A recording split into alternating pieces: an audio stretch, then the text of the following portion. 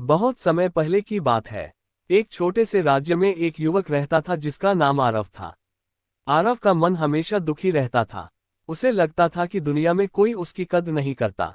वह जहां भी जाता लोग उसे अनदेखा कर देते। उसके दोस्त कम थे, परिवार भी उसकी बातों को हल्के में लेता था। एक दिन वह जंगल की ओर चला गया। उसका मन बहुत भारी था। चलते चलते वह एक पुराने पीपल के पेड़ के नीचे बैठ गया और सोचने लगा, आखिर मुझ में कमी क्या है? लोग मुझे महत्व क्यों नहीं देते? मैं ऐसा क्या करूं कि लोग मुझे पाने के लिए तरसे? उसी समय वहां से एक संत गुजर रहे थे। उनके चेहरे पर अद्भुत शांति थी। वह और कोई नहीं, भगवान गौतम बुद्ध थे। आरव ने उन्हें देखा तो उसके मन में आशा की एक किरण जगी। वह उनके चरणों में गिर पड़ा और बोला, भगवान, मेरा जीवन बेकार हो गया है। कोई मुझे नहीं चाहता, कोई मुझे पूछता नहीं। मैं क्या करूं? बुद्ध मुस्कुराए। उन्होंने आरव को उठाया और पास बैठने को कहा।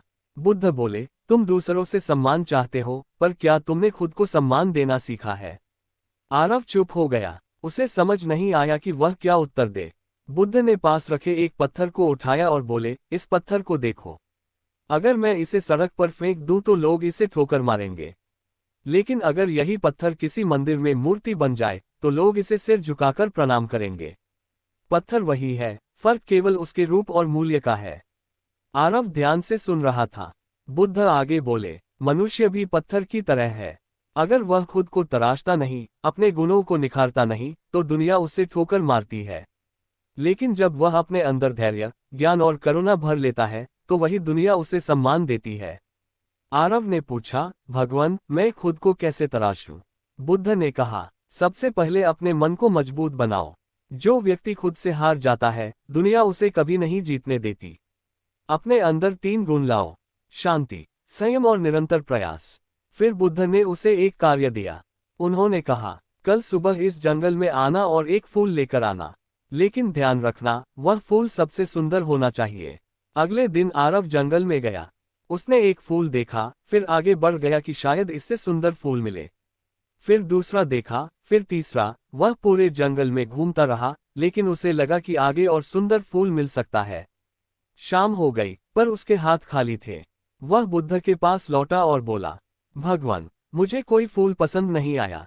हर बार लगा कि आगे और अच्छा मिलेगा, इसलिए मैं खाली हाथ लौट आया।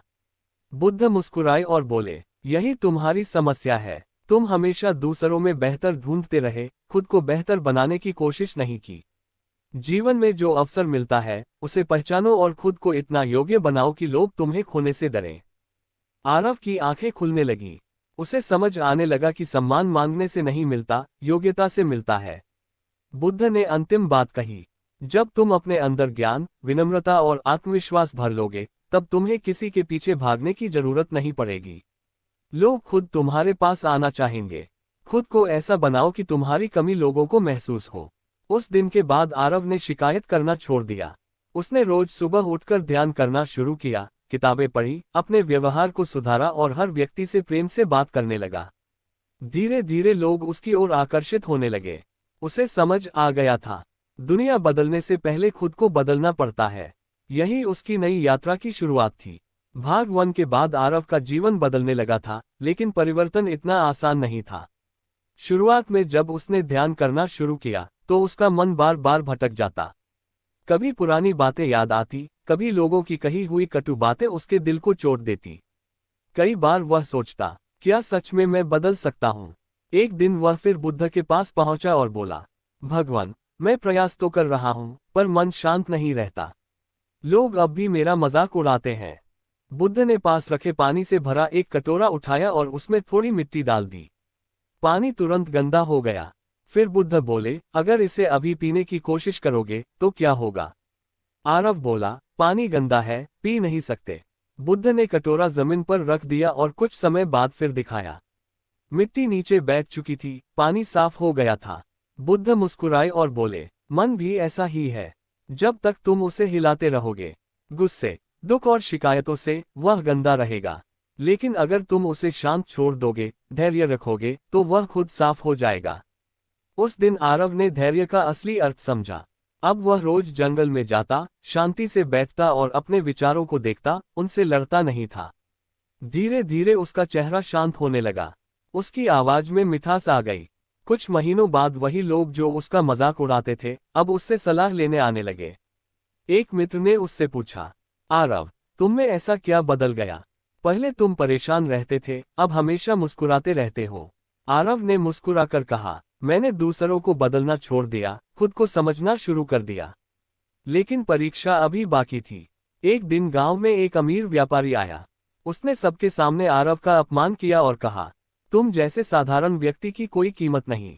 गांव वाले चुप हो गए। पहले वाला आरव होता तो शायद रो पड़ता या गुस्सा करता, लेकिन इस बार वह शांत रहा। उसने केवल इतना कहा, जिसे अपनी कीमत पता हो उसे दूसरों की राय से फर्क नहीं पड़ता। उसकी ये बात सुनकर सब चकित रह गए। व्यापारी भी कुछ न बोल सका। उस दिन गांव वालों को पहली बार एहसास हुआ कि असली ताकत आवाज ऊंची करने में नहीं बल्कि मन को स्थिर रखने में होती है। शाम को आरव बुद्ध के पास गया। बुद्ध ने उसे देखते ही कहा, अब तुम समझ रहे हो, जब इंसान खुद को तराशता है तो उसे सम्मान मांगना नहीं पड़ता, सम्मान अपने आप मिलने लगता है। आरव ने विनम्रता से सिर झुका लिया। अब उसे समझ आ गया था, खुद को इतना मूल्यवान बनाओ कि लोग तुम्हें पाने की इच्छा करें, न कि तुम किसी के पीछे भागो। उसके जीवन में आत्मविश्वास का दीपक जल चुका था और उसकी यात्रा अभी जारी थी। समय बीतता गया और आरव का व्यक्तित्व अब पहले जैसा बिल्कुल नहीं रहा। उसके चेहरे पर शांति, बातों में विनम्रता और व्यवहार में दृढ़ता आ चुकी थी। लोग अब उसे अलग नजर से देखने लगे थे। लेकिन जीवन हर उस व्यक्ति की परीक्षा लेता है जो आगे बढ़ना चाहता है। एक दिन गांव में भयंकर सूखा पड़ गया। खेत सूख गए, कुएं खाली होने लगे और लोगों के चेहरों पर चिंता साफ दिखने लगी। गांव के लोग घबरा गए। हर कोई किसी चमत्कार की उम्मीद कर रहा था। तभी किसी ने कहा, आरव के पास चलो, वह अब समझदार हो गया है, शायद कोई रास्ता बताए। आरव ने सबकी बातें सुनी।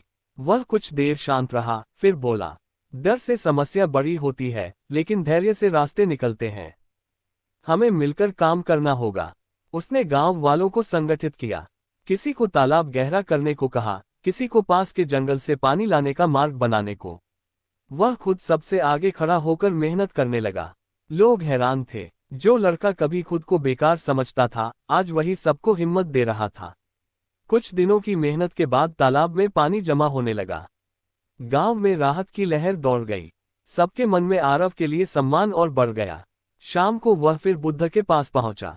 बुद्ध ने पूछा, आज तुम्हें कैसा लग रहा है? आरव ने कहा, पहले मैं चाहता था कि लोग मुझे चाहें, अब मैं चाहता हूं कि मैं लोगों के काम आ सकूं। और अजीब बात यह है कि अब लोग खुद मेरे पास आते हैं।